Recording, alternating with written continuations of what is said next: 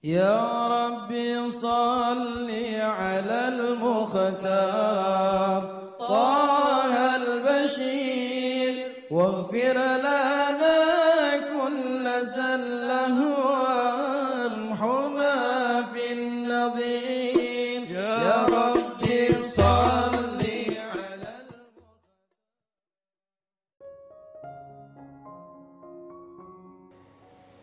Bismillahirrahmanirrahim. Alhamdulillahirabbil alamin. Allahumma salli wa sallim ala sayyidina Muhammadin wa ala ali sayyidina Muhammadin miftahi babi rahmatillah adada ma fi ilmillah salatan wa salaman daimaini bidawami mulkillah. Assalamualaikum warahmatullahi wabarakatuh. Sahabat online yang dirahmati Allah, alhamdulillah kita bisa berjumpa kembali. Mudah-mudahan kita senantiasa diberikan kesehatan, umur panjang fi taatillah, juga senantiasa mendapatkan taufik dan hidayah dari Allah Subhanahu wa taala. Pada pertemuan kita kali ini, mari kita ngaji bareng Habibana Muhammad bin Husain Al-Habsyi, yaitu tentang Lailatul Qadar, malam yang lebih baik dari 1000 bulan. Antara waktu istimewa juga yang sangat luar biasa yang ada di bulan Ramadan ini adalah Lailatul Qadar. Malam itu seperti 1000 bulan. 1 bulan 30 malam. Berarti 1000 bulan ada 30.000 malam. Satu malam yang mana apabila kita beribadah di malam itu, sholat kita di malam itu seperti kita sholat 30.000 malam. Sedekah kita di malam itu seperti kita sedekah 30.000 malam. Bacaan Quran kita di malam itu seperti bacaan Quran setara dengan 30.000 malam. Itu semuanya karena keutamaan malam yang istimewa, yaitu Lailatul Qadar. Begitu. Ini malam yang luar biasa, dinamakan Qadar. Namakan Qadar itu artinya sesuatu yang bernilai. Sesuatu yang bernilai. Jadi Lailatul Qadar maknanya adalah malam yang penuh dengan nilai. Imam Abu Bakar Al-Warraq beliau mengatakan Lailatul Qadar itu maknanya adalah ketika orang nggak punya apapun, nggak punya kehebatan apapun juga, ketika dia beribadah di Lailatul Qadar, maka dia menjadi hamba yang punya qadar, punya keistimewaan di sisi Allah Subhanahu wa taala. Itu adalah malam yang sampai Allah Subhanahu wa taala menurunkan malaikatnya, menurunkan malaikat Jibril. Sampai Allah abadikan malam ini di dalam ayat suci Al-Qur'an.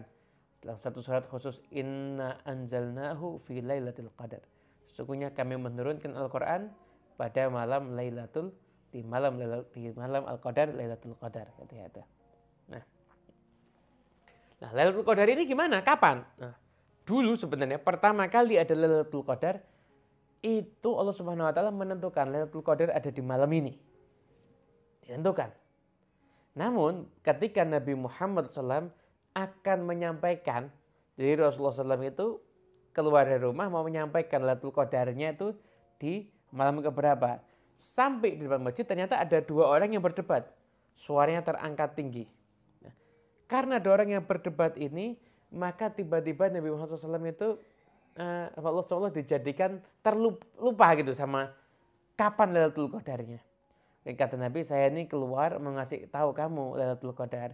Cuma karena ada yang ribut ini, akhirnya ini hilang ini dari saya.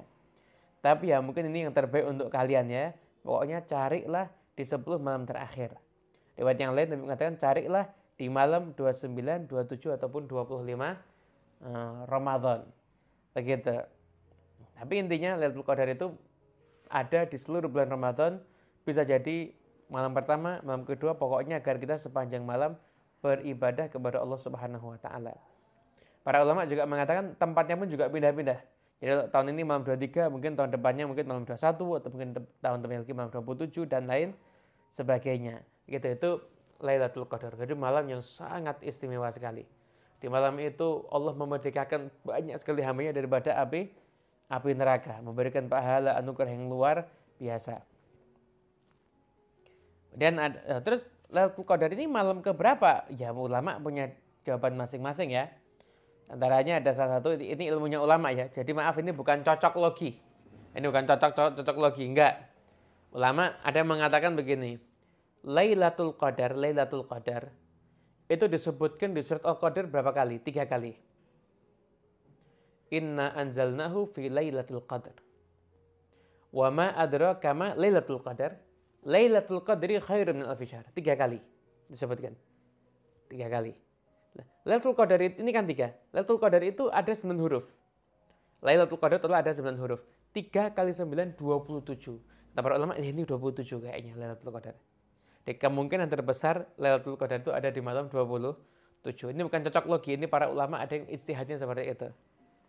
Ada juga yang menghitung surat Al-Qadar itu ketika kata-kata hiya, salamun hiya hatta matla'il fajar, keselamatan hiya di malam itu.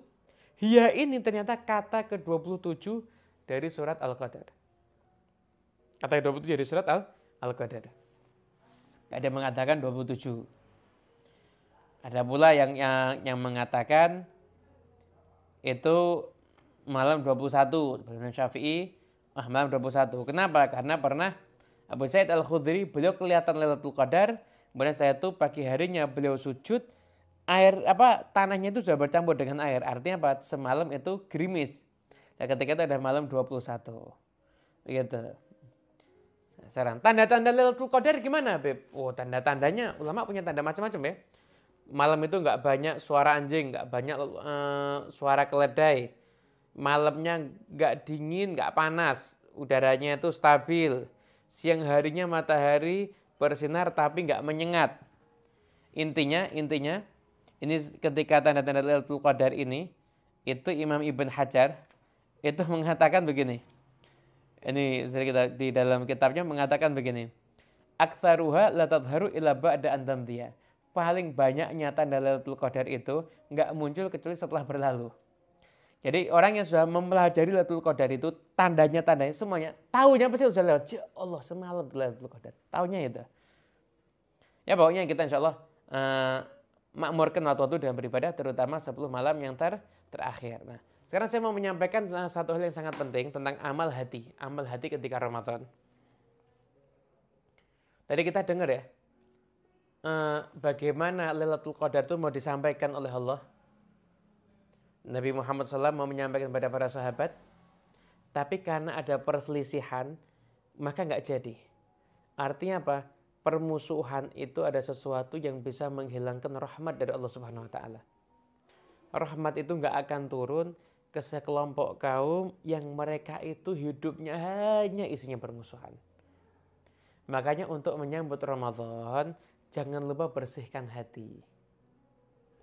Amal soleh tadi itu kita sebutkan semuanya gampang. Amal soleh kita kerjakan gampang, benar gampang. Tapi Anda jangan pernah lupa, kehilangan amal soleh itu juga gampang. Satu kali orang itu dengki itu memakan kebaikan seperti api makan kayu. Kan ngeri itu. Anda beramal sekian banyak tapi Anda dengki, ketika lihat orang bahagia Anda merasa susah, lihat orang susah Anda merasa bahagia, Anda terisi naudzubillah min dzalik, mungkin terisi penyakit hatinya itu dengan dengki, maka amal soleh Anda yang banyak itu akan hangus. Hati-hati dengan kedengkian. Intinya amal yang paling utama selain semua setelah tadi kita sebutkan adalah membersihkan hati. Nah, amal hati ini yang paling penting. Banyak mungkin saat ini sahabat-sahabat kita yang nggak bisa maksimal Ramadannya. Ada teman-teman kita yang jadi ojek online.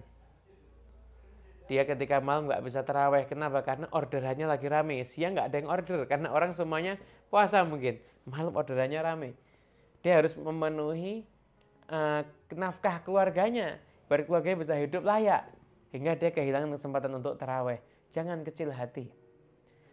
Kebersihan hati Anda di malam hari itu, Anda berniat saya nggak mau maksiat kepada Allah di malam ini, sekalipun Anda tidak bisa banyak mengerjakan ketaatan, tapi niat Anda nggak mau bermaksiat itu merupakan amal yang luar biasa. Jangan kecil hati. Nah, jadi mari kita sambut Ramadan ini Lailatul Qadar dengan hati yang bersih. Jangan punya dengki kepada siapapun. Hilangkan semua bentuk permusuhan di hati kita. Udah singkirkan semuanya. Jadikan hati kita ini ada hati yang bersih, yang siap untuk menampung rahmat Allah Subhanahu wa Ta'ala.